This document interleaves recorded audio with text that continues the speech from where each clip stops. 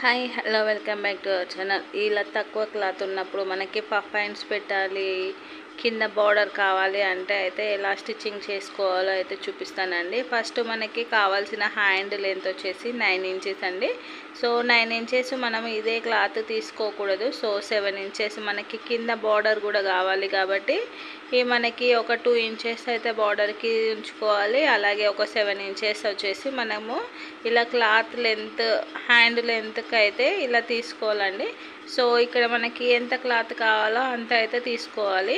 So first అయితే మనం cloth అనేది అదే క్లాత్ ఉంది కాబట్టి పేపర్ కటింగ్ చేసుకొని మనము క్లాత్ అడ్జస్ట్మెంట్ అయితే చేసుకోవచ్చు. సో ఇక్కడికి వచ్చేసరికి హ్యాండ్ లూజ్ వచ్చేసి 5 ఇంచెస్ ప్లస్ ఎక్స్ట్రా 2 ఇంచెస్ అయితే లూజ్ పెట్టుకున్నాను. సో ఇక్కడ హ్యాండ్ లెంత్ 9 అని చెప్పాను కదా. సో 7 ఇంచెస్కి మనం హ్యాండ్ లెంత్ అనేది చూసుకోవాలి. అలాగే షోల్డర్ డౌన్ కూడా మనకి 2 ఇంచెస్ అయితే 2.5 ఇంచెస్ అయితే సరిపోతుందండి. సో 2.5 ఇంచెస్కి మార్కింగ్ చేసుకొని ఇలా స్ట్రైట్గా అయితే ఒక లైన్ తీసుకున్నాను. సో ఇలా లైన్ అనేది తీసుకున్న తర్వాత సో ఇక్కడ వరకు షోల్డర్ డౌన్ అయితే వచ్చింది. మనకి 7 ఇంచులు ఉన్నప్పుడు అయితే 2.5 ఇంచులు షోల్డర్ డౌన్ అనేది సరిపోతుంది. అలాగే షోల్డర్ విడ్త్ అనేది 1 ఇంచ్ కంపల్సరీగా పెట్టుకోవాలి. సో ఇక్కడ ఫోల్డింగ్ దగ్గర నుంచి మనం హార్మ్ లూజ్కి మార్కింగ్ చేసుకొని ఇలా షోల్డర్ విడ్త్ 1 ఇంచ్ ఉంది కదా, ఆ 1 ఇంచ్ దగ్గర నుంచి అయితే ఇలా హ్యాండ్ కర్వ్ అయితే డ్రా చేసుకోవాలండి. సో ఇక్కడ లూజ్కి అయితే ఇలా క్రాస్గా లైన్స్ అయితే వచ్చాయి కదా. సో మనకి క్లాత్ పైన అంటే ఒక 2 ఇంచులు కానీ 3 ఇంచులు కానీ ఈ 10 ఇంచుల వరకు కూడా మనకి ఎంత క్లాత్ ఉంటే అంత క్లాత్తో అయితే మనము పఫ్ కోసం అయితే పెట్టుకోవచ్చు. సో ఇక్కడ హైట్ ఎంత పెట్టుకున్నామో విడ్త్ కూడా అంతే పెట్టుకోవాలి. సో 3 ఇంచులు పెట్టుకున్నాం కదా, 3 ఇంచుల విడ్త్ పెట్టుకొని సేమ్ మనకి హార్మ్ లూజ్ ఎక్కడి వరకు ఉందో ఫిట్టింగు అందులోకి అయితే ఇది కలిపేసుకోవాలండి. సో ఇక్కడ దీనికి వచ్చేసి పైన ప్రిల్స్ వస్తాయి, కింద కూడా ప్రిల్స్ వస్తాయి కాబట్టి ఇలా క్లాత్ కొంచెం ఎక్స్ట్రా అనేది తీసుకోవాలి. తీసుకొని ఇక్కడ నేను ఫస్ట్ 2 లైన్స్ అయితే వచ్చాయి కదా. సో పక్కకి కూడా క్లాత్ అనేది ప్రిల్స్ కోసము కొంచెం క్లాత్ అనేది ఎక్కువగా తీసుకున్నాను. సో ఇక్కడ వరకే అయితే అంటే ఒక 2-3 ప్రిల్స్ వచ్చేటట్టు మధ్యలో దానికోసం అయితే క్లాత్ అనేది ఎక్కువగా తీసుకున్నాను. సో ఇలా అనేది తీసుకున్న తర్వాత మనకి కింద వచ్చేసి ఒక 2 ఇంచుల లెంత్తో అయితే బార్డర్ అయితే వస్తుందండి. సో ఇక్కడ 2 ఇంచుల క్లాత్. సో మనం ఇలా పేపర్ కటింగ్ అనేది చేసుకున్నాం అనుకోండి, క్లాత్ కటింగ్ చాలా ఈజీ అయితే అయిపోతుంది. సో కొత్తగా ఏదైనా డిజైన్ చేసేటప్పుడు మనం పేపర్ కటింగ్ చేసుకొని క్లాత్ పైన కటింగ్ చేసుకున్నాం అనుకోండి, మనకైతే పట్టు కంపల్సరీగా ఐడియా అనేది వస్తుంది. సో స్టిచ్చింగ్ కూడా చాలా ఈజీ అయిపోతుంది ఇలా పేపర్ కటింగ్ మీద ట్రై చేసామంటే. సో మనకి హ్యాండ్ వచ్చేసి ఈ మోడల్లో వస్తుంది.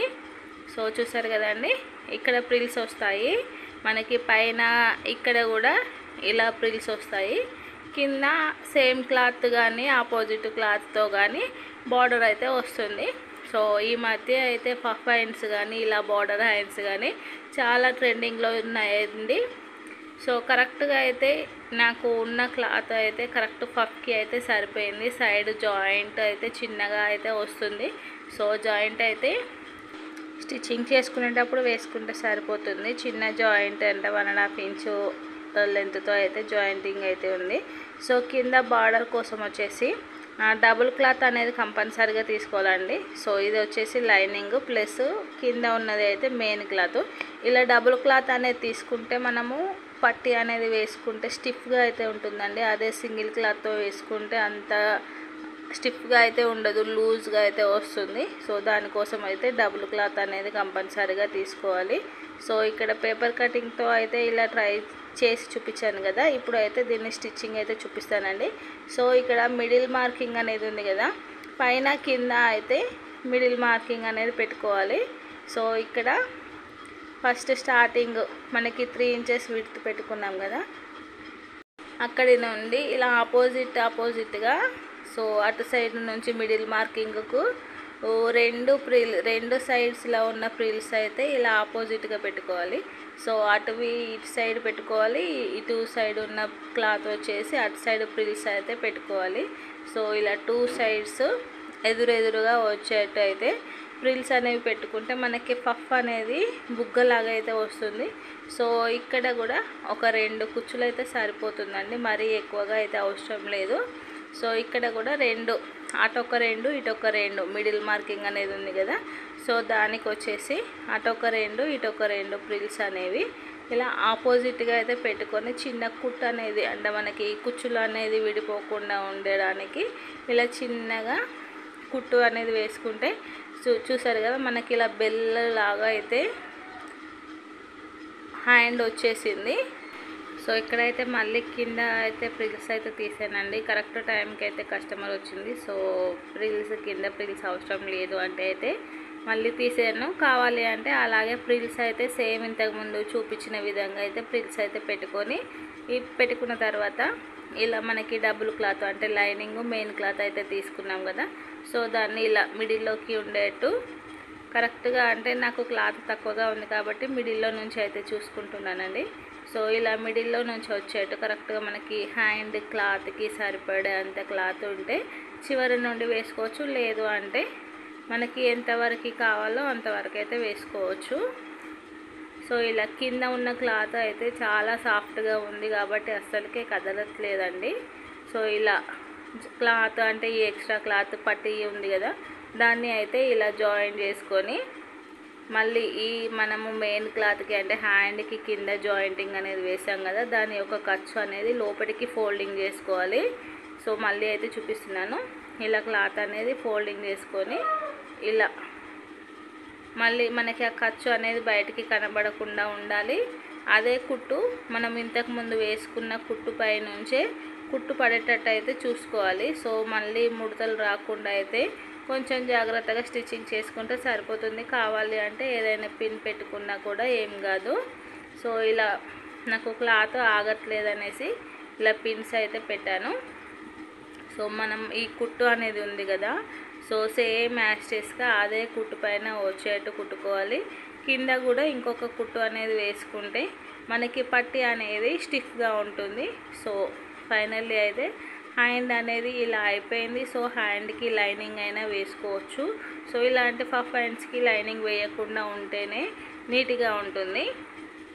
సో ఇక్కడ బాడీకి అయితే జాయిన్ చేసుకోవాలండి. సో ఇక్కడ మనకి షోల్డర్ మిడిల్లో నుంచి బాడీ యొక్క షోల్డర్ మిడిల్ అలాగే హ్యాండ్ యొక్క మిడిల్ నుంచి అయితే మనము ఇలా జాయింటింగ్ చేసుకోవాలి. మిడిల్లో నుంచి హ్యాండ్ జాయింటింగ్ అనేది చేసుకోవాలి. సో ఫస్ట్ మిడిల్లో నుంచి స్టార్ట్ చేసి ఇలా ఒక చివరికి వచ్చేటట్టు అయితే వేసుకోవాలి. సో క్లాత్ని అయితే లాగకుండా కూడా మనం కుట్టు అనేది వేసుకోవాలండి. సో మనం క్లాత్ని లాగినట్లయితే మనకి హ్యాండ్ షేప్ అనేది పోతుంది. సో ఇక్కడ పఫ్ హ్యాండ్ కాబట్టి మనకి పఫ్ అనేది షేప్ అవుట్ అవుతుంది, అంత నీట్గా అయితే కనబడదు.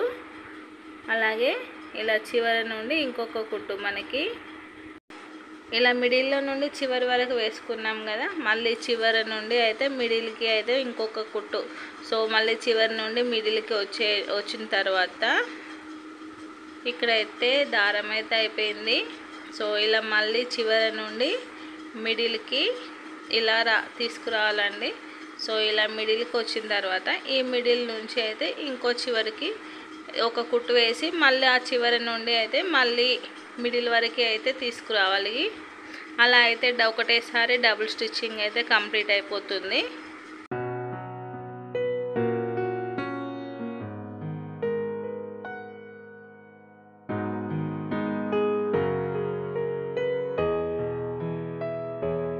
సో ఫైనల్లీ అయితే హ్యాండ్ జాయింటింగ్ అయితే అయిపోయింది. ఇది అయితే అంబ్రెల్లా డ్రెస్ అండి. దీని యొక్క కటింగ్ అండ్ స్టిచ్చింగ్ అయితే డిస్క్రిప్షన్లో యాడ్ చేస్తాను.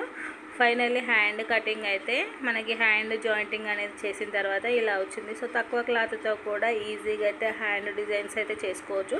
సో మీకు కనుక ఈ వీడియో నచ్చినట్లయితే please like, share and subscribe. Thank you.